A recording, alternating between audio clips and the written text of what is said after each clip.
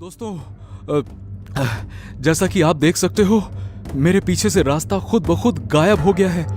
मैं जानता हूं दोस्तों कि मेरी ये बात आपको अजीब लगेगी, लेकिन मेरा यकीन कीजिए, मैं बिल्कुल सच कह रहा हूं। मुझे अब खुद नहीं पता कि मैं वापस कैसे जाऊंगा। इस वक्त मुझे वाकई बहुत डर लग रहा है। हे भगवान, हे भगवान, हे भगवान, मुझे यहां अंदर आना ही नहीं चाहिए था। अब मैं क्या करूं? हाँ, मैं मोबाइल से किसी को कॉल करता हूं। हाँ। नैनीताल एक ऐसी खूबसूरत जगह है जहां की वादियां हर वक्त प्यार में डूबी रहती हैं। देश विदेश से लोग यहां पे सैर करने के लिए आते हैं ताकि वो अपने साथ कुछ प्यारी यादें ले जा सकें। आर्यन, जो कि 22 साल का एक युवा लड़का था, छुट्टियां मनाने नैनीताल पहुंचा। आर्यन दरअसल एक व्लॉगर था। जगह जगह घूमना और उसे शूट करके यूट्यूब पे डालना उसका शौक भी था और पेशा भी। हेलो दोस्तों, मैं इस वक्त हूं इंडिया के सबसे खूबसूरत शहरों में से एक नैनीताल में, और मैं आपको बता नहीं सकता कि यह शहर कितना सुंदर है। आप खुद एक बार मेरे कैमरे की नजर से इस जगह का नजारा देखकर अंदाजा लगा लीजिए। रुको मैं दिखाता हूं। ये देखो, ओए होए होए होए होए। और हाँ, उधर उस पहाड़ के पीछे एक घना जंगल है। अगले एपिसोड में मैं उस जंगल के अंदर जाकर आपको लाइव दिखाने वाला हूं। तब तक के लिए गुड बाय, टेक केयर। हो, चलो आज का एपिसोड तो शूट हो गया। अब उस पहाड़ के पीछे के जंगल को कल शूट कर लूंगा। एक्चुअली क्यों ना उसे आज ही शूट कर लूं तो? हाँ, चलो let's move. Wow, just wow wow wow wow. आज तो बहुत मजा आने वाला है। अमेजिंग। चलो, अच्छी बात यह कि आसपास कोई भी नहीं है, तो शूटिंग में कोई भी डिस्टर्ब नहीं करेगा। चलो अंदर चलते हैं। वेल दोस्तों, ये है वो घना जंगल जिसके बारे में मैंने आपको लास्ट एपिसोड में बताया था। और मैं जैसे जैसे अंदर जा रहा हूं, सूरज की रोशनी कम होती जा रही है और अंधेरा पड़ता जा रहा है। मैं धीरे धीरे आगे। ये क्या है? अरे बाप रे, बच गए। ये तो काला नाग लग रहा है। वाह, इतने नजदीक से मैंने ब्लैक कोबरा को कभी भी नहीं देखा है। आप खुद ही देख सकते हो इस कैमरे में। आर्यन अपने कैमरे से पूरे जंगल में घूम घूम कर शूट करने लगा। वैसे तो जंगल में कई लोग आते ताकि वो कुछ खूबसूरत पलों को कैद करके लौट सकें, लेकिन कभी कभी लौटना कुछ लोगों की किस्मत में नहीं होता। चलते चलते आर्यन की नजर अचानक से बाएं तरफ जाती है, एक कच्ची सड़क पर, जो कि बहुत ही पतली थी। उस सड़क से कोई जा न सके, इसके लिए उस रास्ते को कांटेदार तार से घेर दिया गया था। आर्यन उत्सुकतावश उस रास्ते के पास गया। अब ये रास्ता कहां जाता है और ये कांटे लगाकर इस रास्ते को बंद क्यों कर दिया गया? आर्यन ये सोच ही रहा था कि उसकी नजर पेड़ पर लटके एक टूटे हुए साइन बोर्ड पर गई। उस बोर्ड पर बहुत धूल जमी पड़ी थी। आर्यन ने फूंक मारकर धूल को साफ किया। बोर्ड पर लिखे शब्द दिखने लगे। आर्यन उस बोर्ड पर लिखे शब्दों को पढ़ता है। वाह, अच्छा, अंदर खतरा है। इस रास्ते से अंदर जाना सख्त मना है। अंदर जंगली जानवरों से जान का खतरा है। कृपया इस जगह से दूर रहें। हो, ऐसी बात है। मतलब अंदर खतरा है, और अगर ऐसा है तब तो फिर अंदर जाना ही पड़ेगा, क्योंकि मेरा नाम भी आर्यन है। आर्यन यानी खतरों का खिलाड़ी। चल आर्यन, दिखा दे अपना कमाल। हाँ, ये कहते हुए आर्यन उन कांटेदार तारों को लांघकर उस रास्ते में घुस गया। इस रास्ते को देखते हुए एक बात तो तय थी कि यह रास्ता कई सालों से बंद पड़ा था। ना कोई फॉरेस्ट गार्ड और ना ही कोई टूरिस्ट। जैसे जैसे आर्यन जंगल के अंदर बढ़ता जा रहा था, वैसे वैसे जंगल और ज्यादा खामोश होता जा रहा था। अचानक से आर्यन को महसूस हुआ कि उसके पीछे का रास्ता गुम होता जा रहा था। आर्यन एकदम से चौंक गया। पीछे मुड़कर देखने पर उसे वो रास्ता नहीं, बल्कि जंगली पेड़ पौधे दिख रहे थे। What the? ये क्या बकवास है? मैं जिस रास्ते से आ रहा था, वो रास्ता कहां गया? ऐसा कैसे हो सकता है? रास्ता खुद ब खुद गायब कैसे हो सकता है? आर्यन आसपास चारों ओर दौड़कर देखता है, पर रास्ता कहीं नजर नहीं आ रहा था। वो काफी घबरा गया। ओ माय गॉड, अब मैं क्या करूं? मैं वापस कैसे जाऊंगा?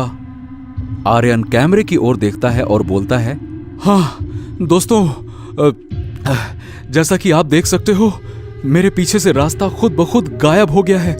मैं जानता हूं दोस्तों कि मेरी ये बात आपको अजीब लगेगी, लेकिन मेरा यकीन कीजिए, मैं बिल्कुल सच कह रहा हूं।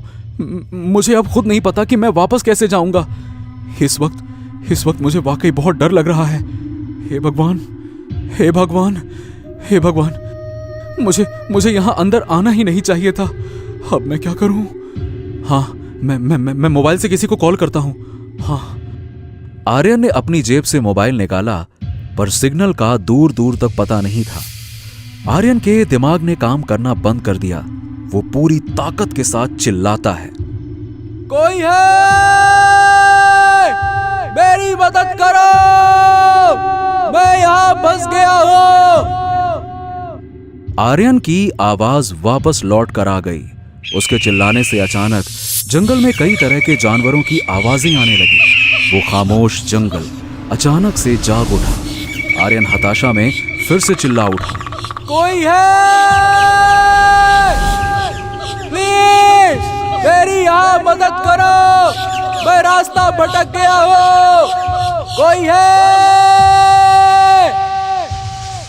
आर्यन के इस बार चिल्लाते ही जंगल के पंछी और जानवरों की आवाजें एकाएक बंद हो गईं और वो जंगल फिर से खामोश हो गया।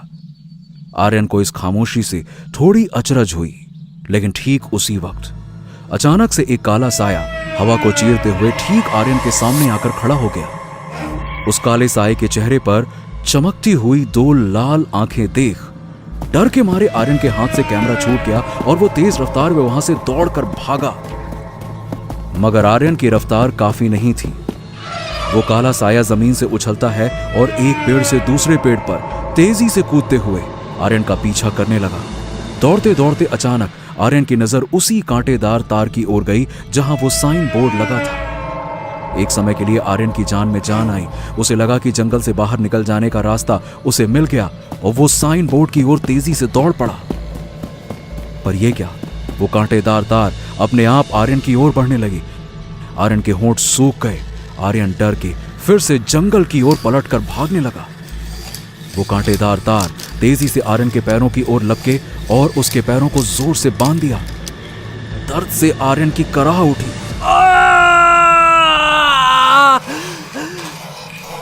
ये सब उस काले साये की शक्ति से हो रहा था। घिसटाते हुए कांटेदार तारों ने आर्यन को एक पेड़ से बांध दिया। आर्यन पूरी तरह से बेबस हो चुका था। काला साया ठीक उसके सामने आकर खड़ा हो गया। काले साये ने गुर्राते हुए भारी आवाज में कहा, यहाँ पर क्यों आए हो? अब तुम्हें मरना ही होगा। आर्यन गिड़गिड़ाने लगा, देखो, आई डोंट नो, मतलब मैं नहीं जानता कि तुम कौन हो, लेकिन प्लीज मुझे छोड़ दो। आखिर मेरी उम्र ही क्या है? प्लीज मुझे छोड़ दो। मैं यहाँ कभी वापस नहीं आऊंगा। प्लीज मुझे छोड़ दो। उस काले साये ने धीरे से अपने दोनों हाथ ऊपर उठाए और फिर एकदम से नीचे झटक दिया। कांटेदार तार आर्यन के बदन के अंदर तेजी से धंसते गए और देखते ही देखते आर्यन का बदन दो टुकड़ों में कटकर जमीन पर गिर गया। आर्यन की आखिरी चीख उठी और फिर जंगल ऐसा खामोश हुआ मानो दुनिया के नक्शे पर उस जंगल का नामो निशान भी ना हो। काठ गोदाम रेलवे स्टेशन के बाहर देविका, उसकी सहेली लीला और उसका बॉस नारायण टैक्सी का इंतजार कर रहे थे। देविका के पास दो बैग थे। देविका, तुम्हारी जिद की वजह से ही हमें इतनी दूर आने के लिए फ्लाइट की जगह ट्रेन में आना पड़ा। आई डोंट नो, तुम हमेशा ट्रेन से ही सफर क्यों करती हो? अब इनको कैसे समझाऊं कि अपने सीक्रेट गैजेट्स को एयरपोर्ट सिक्योरिटी से बचाना कितना मुश्किल काम है। कुछ नहीं सर, वो एक्चुअली मुझे एरोफोबिया है ना, फ्लाइट के अंदर चक्कर आने लगते हैं, इसलिए मेरे लिए ट्रेन ही ठीक रहेगी। और मुझे पहाड़ों में चक्कर आने लगते हैं। ओह अच्छा, एक बात बताओ देविका, एक दिन के रहने के लिए ये दो बैग लाने की क्या जरूरत थी भाई? सर, इसके एक बैग में तो बस मेकअप का ही सामान है। ओह कम ऑन लीला, कुछ भी मत बोलो, जैसे कि तुम मेकअप करती ही नहीं हो। Okay okay okay okay, cool down, तुम दोनों लड़ो मत। और ये ड्राइवर कहाँ मर गया, कहाँ? हाँ, वो रहा। देविका, लीला और उसका बॉस नारायण स्टेशन से नैनीताल के लिए रवाना हो गए। कार के अंदर बैठते ही देविका गहरी सोच में डूबी हुई थी। वैसे तो नैनीताल देविका पहली बार आई थी, लेकिन उसे बार बार ऐसा लग रहा था कि इस जगह से या तो उसका कोई पुराना नाता है या कोई नाता जुड़ने वाला है।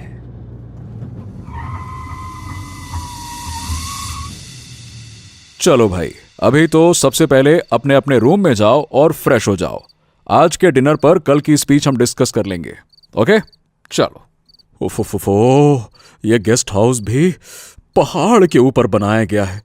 अब इन लोगों को क्या बताऊं कि घाटियां देखते ही मेरी हालत पतली हो जाती है। पता नहीं साइबर सिक्योरिटी पर सेमिनार इन लोगों को नैनीताल के पहाड़ों में क्यों रखना था। हाँ, खैर। देविका अपने कमरे में घुसते ही कमरे का दरवाजा झट से बंद कर लेती है और अपना एक बैग खोलती है।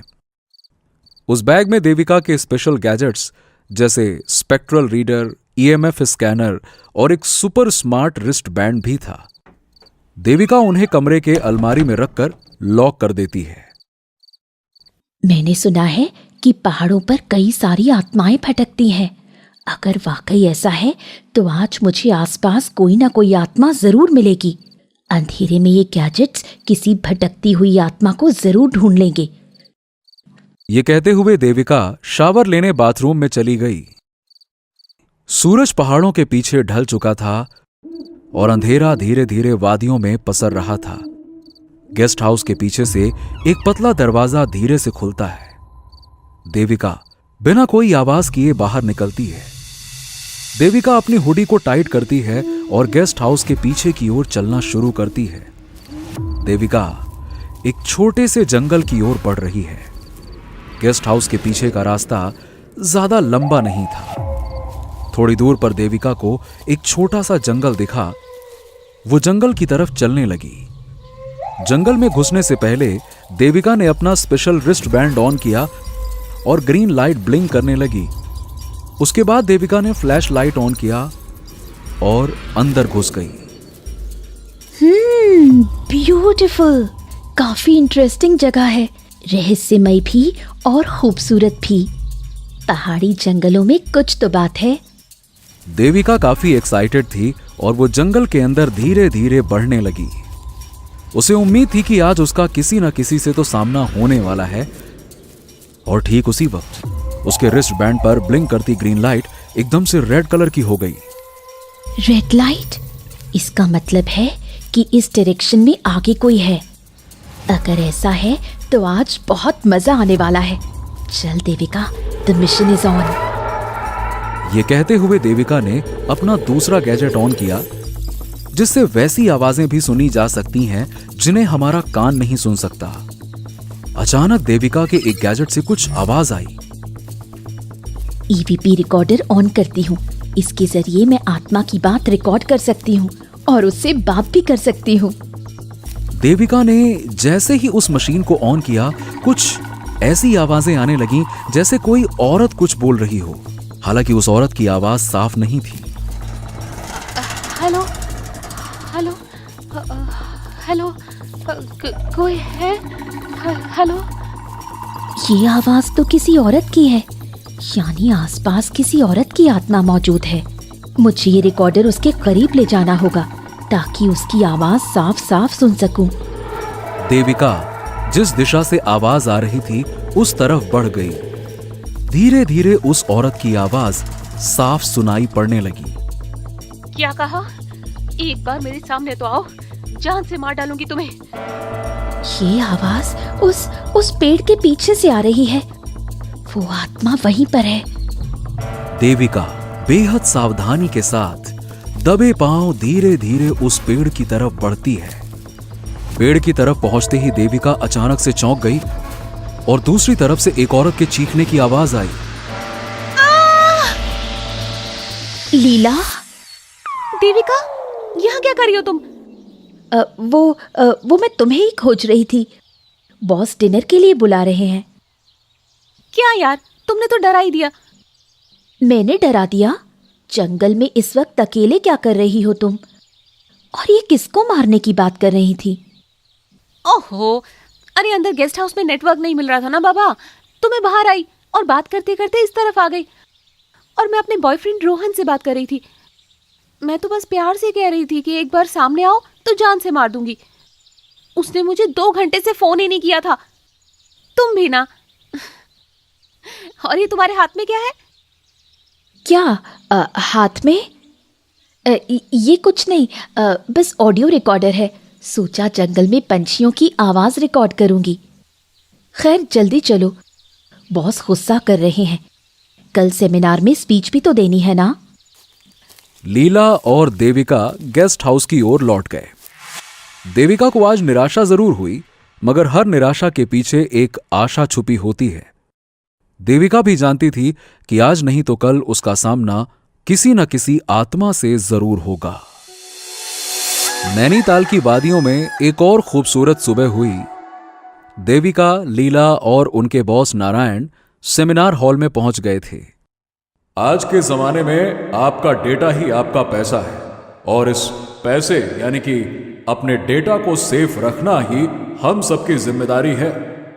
हैकर्स का अटैक दिन ब दिन और बड़ा होता जा रहा है। हैकर्स का क्या है, वो तो हैकर क्या कर लेगा? यहाँ तो मोबाइल में टावर ही नहीं है। सुबह से अपने रोहन से बात ही नहीं हुई मेरी। देविका लीला की बात सुनकर मुस्कुरा देती है। तभी देविका का रिस्ट गैजेट हल्के से बीप करता है। देविका तुरंत ब्लूटूथ ईयरफोन अपने कान में लगा लेती है और गैजेट पर एक पुश नोटिफिकेशन फ्लैश होता है।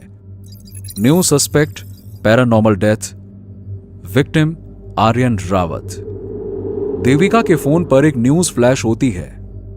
नैनीताल के एक जंगल में आज सुबह एक और लाश 2 टुकड़ों में मिली।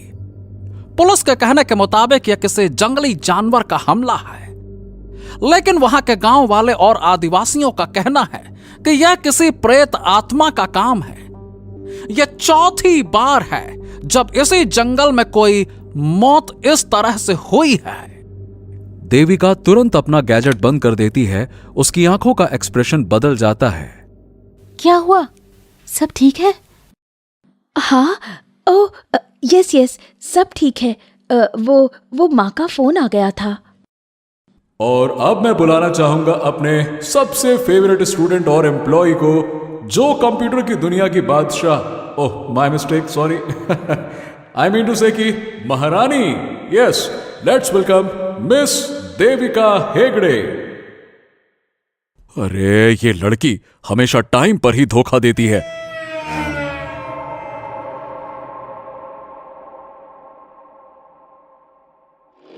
इधर देविका तेजी से जीपीएस को फॉलो करते हुए उस जंगल की ओर बढ़ रही थी जहां आर्यन की दर्दनाक मौत हुई थी। देविका को मन ही मन ये यकीन था कि आर्यन को किसी जंगली जानवर ने नहीं बल्कि किसी भयानक आत्मा ने मारा है। जीपीएस फॉलो करते हुए देविका जंगल तक आ जाती है। वो अपनी बाइक पार्क करके अंदर की ओर जाती है। थोड़ी दूर चलते हुए उसे वही साइन बोर्ड दिखता है जिसे आर्यन ने इग्नोर किया था। जंगल के अंदर थोड़ी देर चलने के बाद उसका ईएमएफ सेंसर गैजेट आवाज करने लगता है। इस बार मैं धोखा नहीं खा सकती। इस बार इस जंगल में वाकई कोई है। देविका जैसे जैसे आगे बढ़ रही थी, जंगल का तापमान गिरता जा रहा था। देविका को अचानक से ठंड लगने लगी। ठंड अचानक से बढ़ती जा रही है। वो आत्मा मेरे आसपास ही है। मुझे उससे बात करनी चाहिए। देविका तुरंत अपना दूसरा गैजेट ऑन करती है। हेलो, कोई है मेरे आसपास? सामने आओ, मैं जानती हूँ तुम यहीं हो। चुपचाप मेरे सामने आ जाओ, वरना तुम्हें कैद करने में मुझे देर नहीं लगेगी। देविका ने आत्मा को ललकारा। थोड़ी देर के लिए एकदम खामोशी छा गई और फिर देविका के गैजेट से एक भारी गुर्राती हुई आवाज आई। मरेगी, मरेगी तू, बहुत बुरी मौत मरेगी तू। चली जा, चली जा, वरना मार डालूंगा तुझे। देविका ने हिम्मत दिखाई। दूर से क्या डराता है, पहले मेरे सामने तो आ। अचानक पेड़ में हलचल हुई, सारे पत्ते हिलने लगे, जंगल के जानवर और पंछी चीखने लगे। शोर इतना तेज था कि देविका ने अपने कान बंद कर लिए और ठीक उसी वक्त वो काला साया अपनी बड़ी बड़ी लाल आंखें फाड़े देविका के चेहरे के सामने खड़ा हो गया। थोड़ी देर देविका की आंखों में घूरने के बाद काले साये ने अपना मुंह फाड़ा और जोर से दहाड़ मारी। उसकी तेज दहाड़ और नुकीले दांतों को देखकर देविका भी थोड़ा घबरा गई। पूरा जंगल एकदम खामोश हो गया। देविका ने फुर्ती से एक छोटा सा गैजेट बाहर निकाला और बटन दबा दिया। गैजेट से एक बिजली निकली और सीधा उस काले साये से टकराई। काला साया बिजली के झटके से टकराकर दूर गिर गया। सीधे तरीके से मान जाओ, वरना मेरे पास और भी तरीके हैं। ये कहते हुए देविका ने अपना ब्रह्मास्त्र यानी कि आत्मा को कैद करने वाली मशीन निकाली और बटन दबा दिया। मशीन से लेजर लाइट काले साये की ओर निकली, पर इससे पहले कि वो लेजर लाइट काले साये को कैद कर पाती, वो उछलकर देविका के पास आ गया और एक झटके में उसकी मशीन को चकनाचूर कर दिया। देविका को काले साये की शक्ति पर यकीन ही नहीं हुआ। अब बारी काले साये की थी। उसने इशारा किया और कटीले तारों ने देविका को पेड़ से बांध दिया।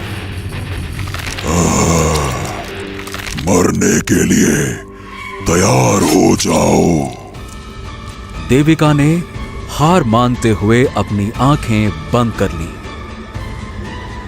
देविका की सांसें तेजी से चल रही थीं। काले साये ने अपने दोनों हाथों को उठाया और आखिरी वार करने को तैयार हो गया, पर तभी पत्तों के खड़खड़ाने की आवाज आई। काले साये ने चौंक कर इधर उधर देखा तो दूर अंधेरे में कोई खड़ा था। देविका ने भी अपनी आंखें खोली और एकटक देखने लगी। हल्के अंधेरे में से एक आदमी बाहर आया और उजाले में आकर खड़ा हो गया। वो शख्स कोई और नहीं बल्कि देव था। देविका देव को देखकर हैरान हो गई। तुम जो कोई भी हो, इसे छोड़ दो। तुम चाहो तो इस लड़की के बदले मुझे मार सकते हो। काले साये की भयानक आंखें चमक उठी। वो एकदम से देव की ओर झपटा। देव पहले से चौकन्ना था। उसने फुर्ती से अपना फैंटम कॉर्ड्स वाला पेंडेंट काले साये के ठीक सामने रख दिया। वो पेंडेंट बहुत तेजी से चमकने लगा। काले साये की लाल आंखें चौधियां गईं। उसकी सारी शक्तियां उस पेंडेंट के सामने शिथिल पड़ गईं। वो अब पूरी तरह से सम्मोहित हो चुका था। देव पहले देविका की ओर जाता है और उसके बंधन खोलता है। तुम ठीक हो? देविका को इस अजनबी फरिश्ते के बारे में कुछ नहीं पता था। वो बस उसे टकटकी लगाए देखती रही और अपना सिर हिला दिया। देव उस काले साये के पास आया। कौन हो तुम? अपने बारे में बताओ। वो काला साया अपने असली रूप में आया। मेरा नाम रतनलाल है। किसी जमाने में मैं पास के गांव में अपने छोटे से परिवार के साथ रहा करता था। बीवी बच्चों के साथ मेरी जिंदगी बड़े आराम से चल रही थी। बहुत ही साधारण जीवन जी रहे थे हम लोग। पर जो भी था, हम अपने जीवन में खुश थे। मैं अक्सर इस जंगल में आया करता था लकड़ी काटने के लिए, और उसी लकड़ी से हमारे घर का चूल्हा जलता था। सब कुछ ठीक चल रहा था कि एक दिन जाने कहां से दो मनहूस इस जंगल में आए। मुझे पता चला कि वो दोनों शिकारी थे। रात में वो चुपके से भालू का शिकार करते और उसे तस्करों के हाथों बेच देते। मैंने ये बात गांव वालों को बताई, पर डर के मारे कोई भी आगे नहीं आया, क्योंकि उनके पास बंदूकें थीं। हम इस जंगल को अपनी मां मानते हैं और यहां के पशु पक्षियों को अपने परिवार की तरह ही मानते हैं, और ऐसे में अगर हम इनकी रक्षा नहीं करेंगे तो और कौन करेगा? फिर क्या था, एक दिन मैं उनके सामने सीना तान कर खड़ा हो गया और कहा कि यहां से लौट जाओ अपने शहर, वरना मुझसे बुरा कोई नहीं होगा। जवान था और सीधा साधा भी। दुनिया कितनी जालिम है ये मैं समझ नहीं पाया। वो निहत्थे होते तो अकेला लड़ जाता उनसे, पर उनके पास बड़ी बड़ी बंदूकें थी।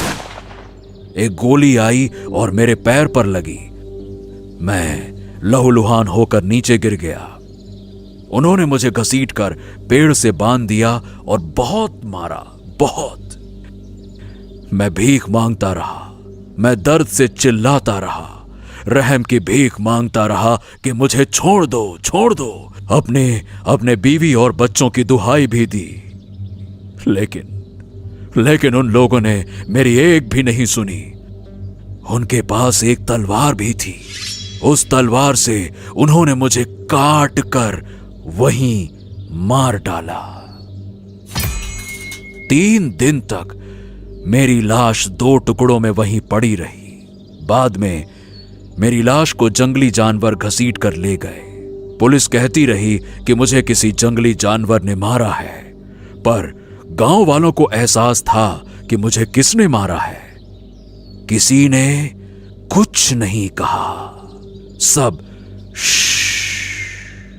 शांत रहे और मैं प्रेत बनकर इस जंगल में भटकता रहा।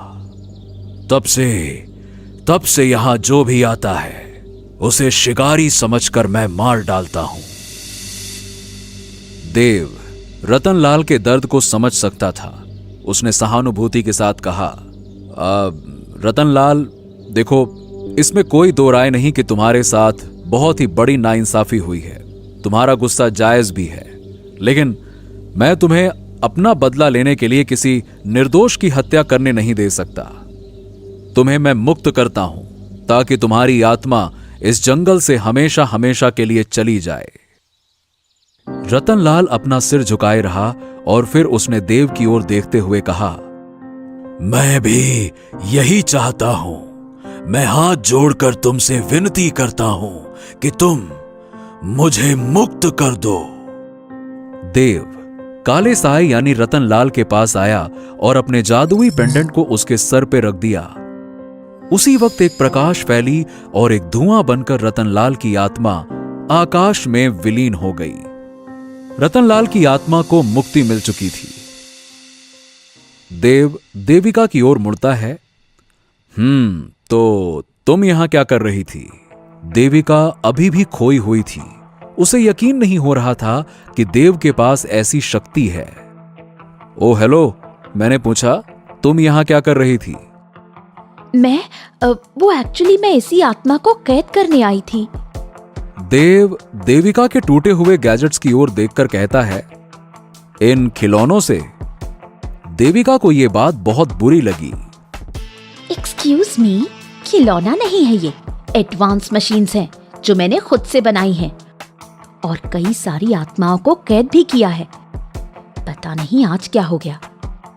अच्छा, तुम्हारी किस्मत अच्छी थी कि मैं जंगल के उस पार किसी दूसरी आत्मा की खोज में आया था।